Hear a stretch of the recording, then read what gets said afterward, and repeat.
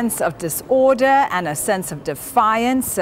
What is the situation security-wise across Egypt, Peter?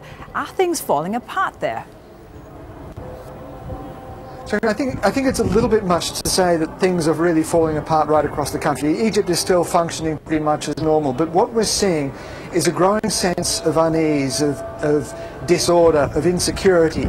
And a lot of people are getting very, very worried indeed. I know that there are quite a few people who are reconsidering their New Year's Eve plans, for example. A lot of them are thinking twice about going into public spaces for fear of some kind of attack, and talking about spending the evening at home or with friends. And so overall, if what the government was trying to do in this decree was to try and create order and stability, to try and clamp down on what they see as acts of terrorism, then I think it could well have had the opposite effect. It's made people a whole lot more fearful and anxious. Hey, Peter, before you go, over 250 people arrested after Friday prayers, more arrested today. What's going to happen to them? Well, those people are going to face the courts. The prosecutors are telling us that they're investigating those people who had been caught.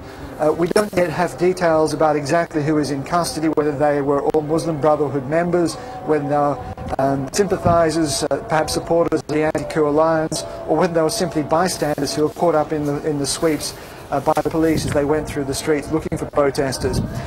But we do need to look very closely and see just how the courts respond to this, because once those people do end up in court, it's then up to the judges to decide, first of all, of course, if they're guilty as charged, but then to decide whether or not they do deserve that maximum sentence of 5 years. It does look pretty draconian, and the courts may in fact back away from that, but the authorities, the government, is putting them under a lot of pressure to sentence people to the maximum 5 years.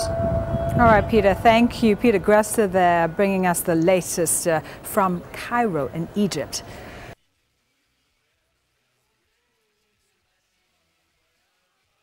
There's been more violence on Egypt's streets. 2 students have died after being shot in Cairo. Now, more than 100 others were arrested during a protest at the Al-Azhar University. Students set fire to a building during an exam. Muslim Brotherhood supporters are angry about the government's decision to list the group as a terrorist organization. Now, much of the violence has been focused on college campuses. At Jazeera University, north of Cairo, police fired tear gas at students.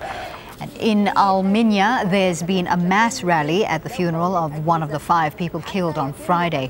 Human Rights Watch says the government's new terrorism law is politically driven and meant to end all of the Muslim Brotherhood's activities. More than 250 Brotherhood supporters were arrested on Friday.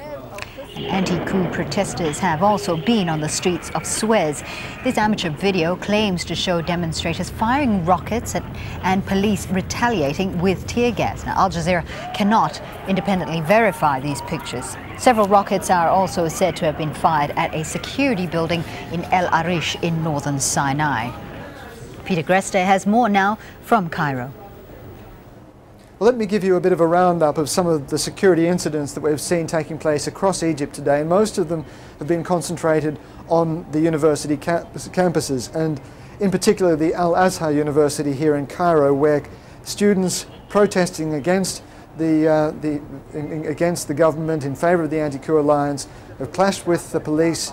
There was a fire in one of the buildings. The police arrested 100 students. The university authorities have also announced that they will expel anybody who's been caught participating in the demonstrations.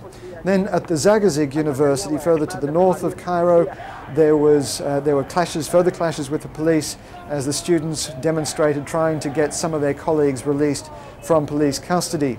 And then in Alexandria, the authorities were forced to evacuate a building after someone found an explosive device. Now, the police were able to defuse that device without any incident. There was another explosive found on a bus here in Cairo, also defused without any serious casualties. But someone threw a grenade at a checkpoint in Cairo.